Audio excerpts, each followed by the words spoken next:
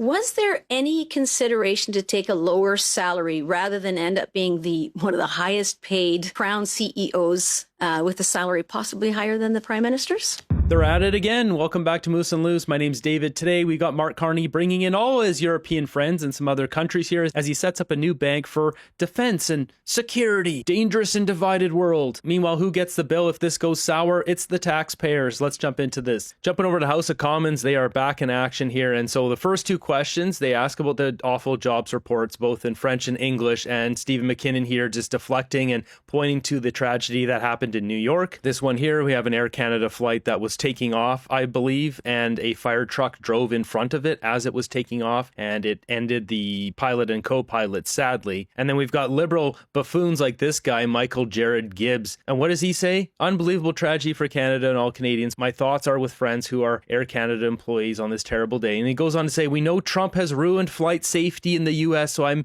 betting this is a direct result of bad Trump policies and not the fault of the pilots. But that's just a hunch. Like, this is just disgusting posting this kind of stuff on here. Now, we don't know why a fire truck was driving in front of a flight that's taking off, but blaming it on Trump is just absolutely pathetic. So after they deflect to the jobs questions based on that, and I will say it would be fair to acknowledge it, but then answer the question. But what McKinnon did here was just use the entire time to just address that and not answer the question.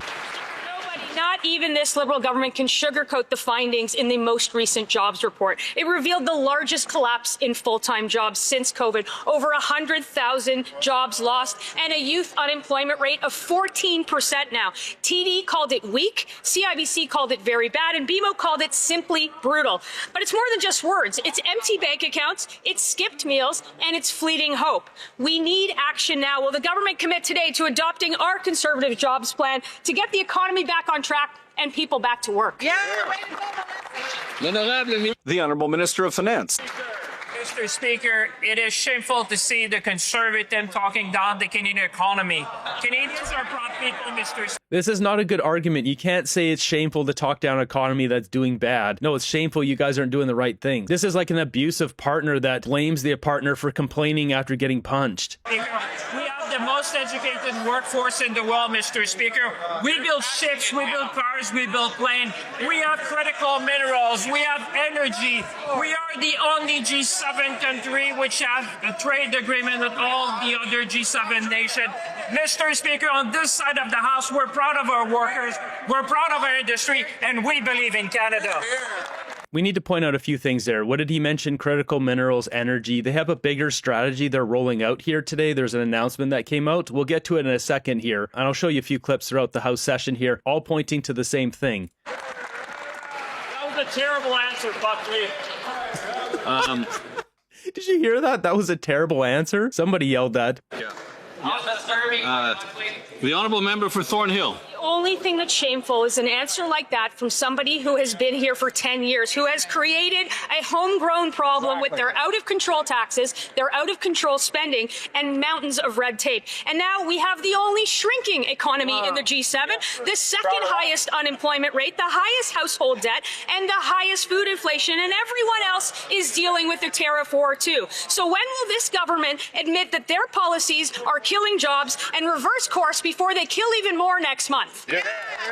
It's really bad. We got Melissa posting this. Yikes, 2025 saw close to zero monthly average growth rate of active businesses, down from 0.05 in 2023 to 0.02 in 2024, and basically zero in 2025. We see it all the time. All these companies moving down to America. There was one just the other day, Bitfarms, and it was just another company before that. It's endless at this point. Mr. Speaker, it's almost as if they don't understand that we're in a tariff war, that there is a war in the Middle East that's threatening Canadians' economies right now. And Mr. Speaker, that's right. All the terrible liberal policies from the last 10 years has nothing to do with this. It's just the tariff war and the Middle East war. That's it. Not all these awful liberal spending, doubling the amount of money supply without doubling the amount of product being produced in this country. No wonder green peas cost $3.65 when they used to cost $1 just a couple of years ago, because they keep devaluing the dollar, printing money like it's nothing, and Canadians are struggling to survive. Jumping ahead here, we've got Melanie Joly bully looking like an angry principal scolding school students. Now listen to what she says here. What are they focusing on? What I want to say to all Canadians who are watching us right now is we have a good plan.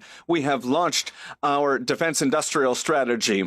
That's 125,000 new jobs in Canada. We're investing in our Canadian Armed Forces. We're going to create jobs.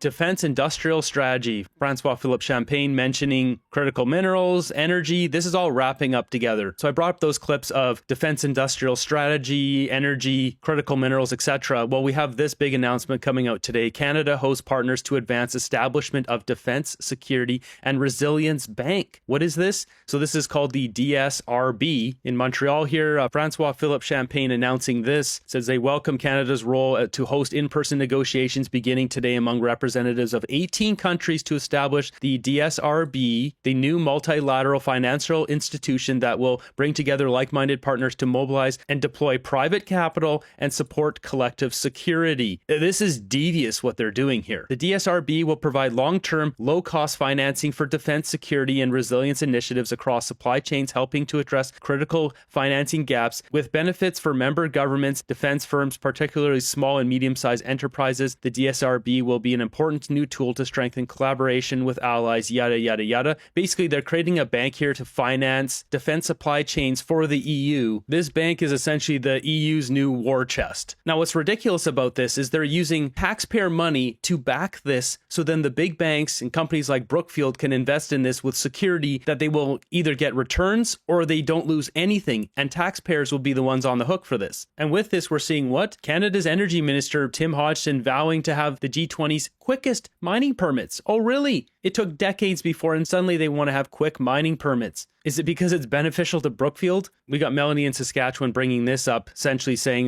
this is the same cast, the same language, the same financial choreography from Mark Carney's Glasgow Alliance for Net Zero quietly reappears in new costume. Yeah, so everyone pulled out of Carney's GFANZ because a net zero agenda went bust. So I don't know if he's just trying to rebrand net zero in this defense security contract thing, and they're just moving their assets over into that branding now because net zero is failing. But as she points out here, there's no way Champagne came up with this by himself. He can barely come up with a way to open the front door, because what Canadians were really crying out for, somewhat between groceries and rent, and was the brand new Defense and Security Reliance Bank. Not lowering taxes, not accountability, not money left in their own pockets. No, it's a $135 billion state-owned, globally controlled financial institution, staffed, studied, consulted, headquartered somewhere fashionable to improve financing structures. As she mentions here, all the big banks are in. RBC, TD, CIBC, Scotiabank, they're all in because this is backed by the taxpayers' money. They can get good returns with zero risk. If this does fail, we pay for it. All the 18 countries. I thought this thread here really break this down nicely. So it says the EU is planning to fund its $800 billion defense spending bill by tapping into your private savings. Now, this is in regards to the Rearm Europe program, which includes the $150 billion SAFE program that Mark Carney signed us up for. We'll get to that in a minute. This is all just defense procurement for European nations, which we should have nothing to do with. That's right. So we have it right here. Ursula von der Leyen, who's the commissioner of the EU, said we'll turn private savings into much needed investment. What this was is them trying to entice Europeans to move their money into these investment funds that they could have access to, because typically Europeans, they don't invest in the stock market like Americans do. Americans put their money in the S&P 500. They put it into Nvidia and Microsoft and all these companies, betting on these companies to keep doing better and grow, which they have. And thus the economy in America keeps growing and roaring, and that's why they're far more technologically more advanced, because the people bet on the companies. But in Europe, everyone puts their money in these securities that don't grow. They're very low growth, but they're safe. They're very safe. And so they're trying to entice these people to put their money in stuff where they can then move that money into projects and invest it. They're not just stealing it out of their bank accounts, but they're trying to get them into these other investment vessels. They also got Bruno Le Maire, French finance minister, mobilize all savings of Europeans that are currently in the European bank accounts. Do this now. They're openly talking about pooling savings for government use. I mean, there's a lot of talk of trying to somehow use Europeans' money, because there's a ton of money in Europe, private money, but the governments are broke. And he goes on to show, government corruption. Christine Lagarde, convicted IMF head, found guilty of criminal charges over massive government payout. But we don't need to be getting tied up with the European Union. Just last week, we had this come out. Canada could join the EU, French foreign minister says. No, I don't want to join the EU. I'm not being a part of the EU. That failed state has already got a higher net zero agenda than we do. France's foreign minister here floated the idea that Canada could one day join the European Union. Why? We're not even close. If anything, it would make more sense for us to join with America. Why would liberals be okay with us joining the EU? I thought we were supposed to be this sovereign country. Are we just throwing that out the window now? So going back to this announcement, what does this really mean? Well, all the banks are in on this, and obviously Mr. Banker's got his connections here, and that website was paywalled. So here's another one. CIBC, Scotiabank, RBC, they're all in on this. You'll have companies like Brookfield who are in on this because it's a safe investment. And you look at what they're backing here, there's different aspects. So defense, security, and resilience. They're essentially putting up 20% of taxpayer money to back this bank as a safety security, then getting all these big banks, big companies, pension funds to invest in this, creating a AAA credit rating, raising $135 billion, with what looks like the sole purpose from Carney's perspective is just to push all of this towards Brookfield and his fund to enrich his carried interest. But why do we have anything to do with the EU and their defense? It makes no sense, unless somebody's getting rich off of it, which clearly someone will be. Now, is it any coincidence, as Andy Lee points out here, that Mark Carney just brought in Doug Guzman, now the chief executive officer of the Defense Investment Agency, this guy who knows nothing about defense? Mark Carney brought him in as a buddy, a Harvard buddy, Goldman Sachs. Mark Carney worked with this guy. He knows this guy. He's clearly friends with this guy. He's the former managing director at Goldman Sachs, wealth management deputy chair at RBC Capital Markets, and head of global investment banking for RBC. Is it no surprise that we see RBC as one of the companies, along with all the other banks, jumping headfirst into the DSRB? I've been calling this out for a while, but even Politico mentioned this person to watch, Doug Guzman, just because of his connections to Mark Carney. He also donated to Mark Carney during his Liberal leadership run, and here he is getting grilled in committee because he's making $679,000 per year plus bonus. Mark Carney only makes, what, $419,000 a year, something like that only. Why is one of his agents making way more money than he is?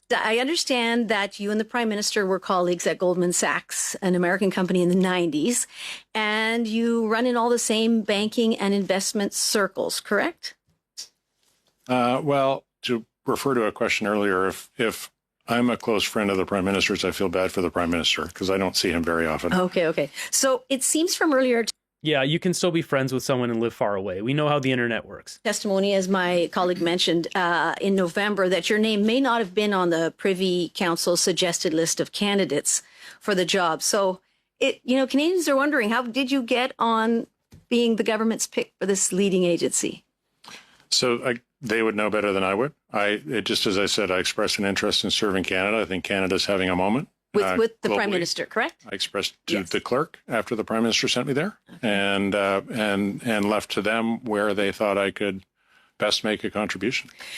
So what basically happened here is they just chose him versus looking at all the other candidates. They didn't vet anyone. They just chose him because Mark Carney wanted him there because he can trust this guy. On that note, was there any consideration to take a lower salary rather than end up being one of the highest paid Crown CEOs with a salary possibly higher than the Prime Minister's? I didn't negotiate the salary. I was presented with a proposal to join at a level. You didn't negotiate? I was benchmarked against, as I understand it, a grid of Crown Corporation Okay, CEOs. I didn't negotiate. Just they offered me an outrageous amount of money, likely $1 million a year. Also, not a coincidence on the banking side. RBC, among these other banks, have joined in. Of course they did. I'm sure Mark Carney has more friends at RBC, Scotiabank, CIBC, and all these banks. Carney is pulling the strings here. So Canada already became a part of the SAFE program, the European Union Security Action for Europe, a 244 billion euro initiative. And now he's further tying us. He just wants access to more money, more taxpayer money, pension money, investment money to boost his Brookfield Global Transition Fund 1, his carried interest, to get rich off of this. This is focusing not on jets and tanks and that kind of thing. It's more supply chain at the beginning, critical minerals, nuclear energy, or other energy supplies for industrial complex military spending. But basically, Brookfield already has a lot of this stuff, and AI will be a big part of that. We're in the new frontier of edge AI, where they'll be putting chips into products that don't need an internet connection, but have complete knowledge of whatever they need to. So if it's a missile, it would have full guidance systems and it have a full lay of the land of the entire planet, and it can reroute if something happens, and there's no connection to it, it can just re-guide itself and strike a target. So that kind of thing. Or if you have autonomous vehicles, it would have a full layout of the knowledge of the Earth. So even if the connection's lost to it, it could still re-navigate itself. Brookfield's getting in on the ground floor of this kind of stuff, and they'll be funding it with nuclear energy and all that. Now, what I think is really going to happen here is, since Carney's the one starting this off, and he gets his majority government here in a couple of weeks, then he's going to put through his little change to the rules, so then they don't have to show who they're giving money to. They tried to do that, exclude companies from disclosure, and then they can send billions of dollars to Brookfield for contracts we wouldn't know about it, and he's just going to get filthy, stinking rich. Now, there are some countries here that are not on board with this. Germany and Britain have not backed the DSRB, according to Reuters. Germany argues that the defense financing should run through existing European Union mechanisms, which it should. It should have oversight, not just completely not have parliament oversight and have the people involved. It says British government's sources say raise concerns that the DSRB may not meet UK's goal of getting more value from defense spending. So they don't trust what Mark Carney's doing. Surprise, surprise, considering he was the governor of the Bank of England. They don't trust what Carney's up to. Oh, and something else to note about this, if we scroll down here, what does it say? In an increasingly uncertain and divided world. They just had to throw that in this announcement too. There's a lot going on here today. We've got this, the markets react after US bombing pause announced. So what's happened here is Trump, he threatened Iran, said, you better open up the Strait of Hormuz in the next 2 days or he's going to start taking out their electrical infrastructure. And now he's held off from any strikes in Iran for the next 5 days for them to open up the Strait of Hormuz. This has immediately had some relief on the market. And the reason for this de-escalation, we're seeing stuff like this. This account here is saying the largest oil facility in Oman has been destroyed. It took years to build this, gone within minutes. Take this for a grain of salt. It's hard to verify any of this stuff.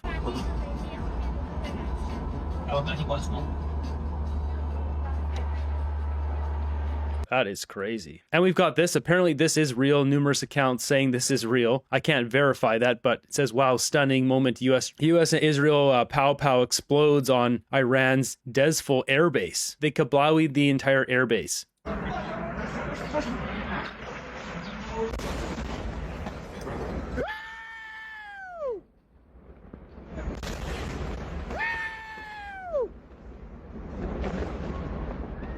Now trying to de-escalate things, mostly because of the price of oil in the Strait of Hormuz. We've got Lufthansa suspending flights to the Middle East, U.S. considering deploying the 82nd Airborne Division and elements of the division's headquarters to support campaign against Iran on Karag Island, their oil island. You got reports saying there's dozens of mines in the Strait of Hormuz. IDF captures Hezbollah operatives in Lebanon. And this one, Carney, middle powers have more power than they realize. So this is interesting. They're posting this article here. Just Carney spoke at a press conference citing Europe, Australia, Canada, Japan, and South Korea, noted that the group has combined gross domestic product larger than the United States, 3 times the trade flows of China. So going back to this announcement here, that's what Carney's trying to do. He's trying to cut out America, because if they set up this defense infrastructure bank, they're trying to cut out the hegemon, the big players, America. This is a big middle finger to America, saying we don't need your defense procurement. And that's how things have worked. America keeps everyone safe, but then all the countries have to buy their jets and their tanks and everything from America. So Carney, once again, is trying to divide Canada from America. He is absolutely awful for our country.